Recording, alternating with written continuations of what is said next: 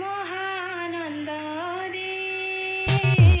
ନାନା ରଙ୍ଗେ ଗୀତ ଗାଇ ବାହୁଡ଼ଇ ଘରେ ଚାହୁଁ ଚାହୁଁ ଅନ୍ଧକାର ଘଟଇ ଗଗନ ଆବରଇ ଜଳସ୍ଥଳ ପର୍ବତ କାନନ ରତ୍ନଦୀପାବଳି ପ୍ରାୟ ତାରାକୋଟି କୋଟି ଚଢୁଛନ୍ତି ଆକାଶରେ ହୋଇ ଗୋଟି ଗୋଟି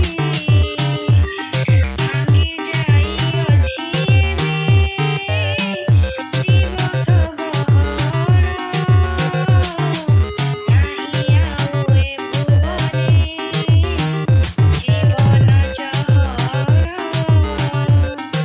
ଦିନ ଶ୍ରମ ଅନ୍ତେ ବସି ନିଜ ନିଜ ଘରେ ବିଶ୍ରାମ ଲୋଡ଼ନ୍ତି ସର୍ବେ ଆକୁଳ ଅନ୍ତରେ ଧୀରେ ଆସୁଅଛି ନିଦ୍ରା ନର ନାରୀ ଗଣ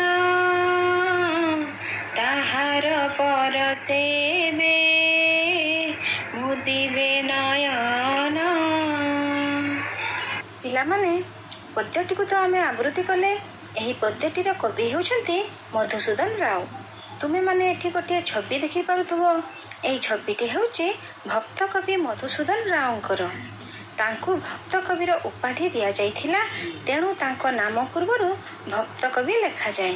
ସେ 1853 ମସିହା ଓଡ଼ିଶାର ପୁରୀ ଜିଲ୍ଲାରେ ଜନ୍ମଗ୍ରହଣ କରିଥିଲେ ଏବଂ 1912 ମସିହାରେ ତାଙ୍କର ତିରୋଧାନ ହୋଇଥିଲା। ସେ ଜଣେ ଓଡ଼ିଆ କବି, ଓଡ଼ିଆ ଭାଷା ଆନ୍ଦୋଳନର ଅନ୍ୟତମ ପୁରୋଧା ଓ ଓଡ଼ିଆ ଭାଷାର ପ୍ରଥମ ବର୍ଣ୍ଣବୋଧ ମଧୁ ବର୍ଣ୍ଣବୋଧର ପ୍ରଣେତା। ଅର୍ଥାତ୍ ତୁମେମାନେ ଯେଉଁ ବର୍ଣ୍ଣବୋଧ ବହି ପଢ଼ୁଛ, ଯେଉଁଥିରେ ବିଲେଇର ଗୋଟେ ଛବି ଦିଆଯାଇଛି ନା, ସେଇ ବହିଟାକୁ ଏହି ଭକ୍ତ କବି ମଧୁସୂଦନ ରାଓ ରଚନା କରିଛନ୍ତି।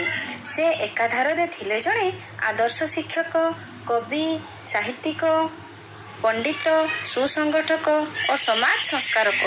ସାହିତ୍ୟର ପ୍ରଚାର ପ୍ରସାର ପାଇଁ ସେ କଟକରେ ଉତ୍କଳ ସାହିତ୍ୟ ସମାଜ ପ୍ରତିଷ୍ଠା କରିଥିଲେ। ତେବେ ପିଲାମାନେ, କବିଙ୍କ ପରିଚୟ ତ ପାଇଲ। ଏବେ ଆସ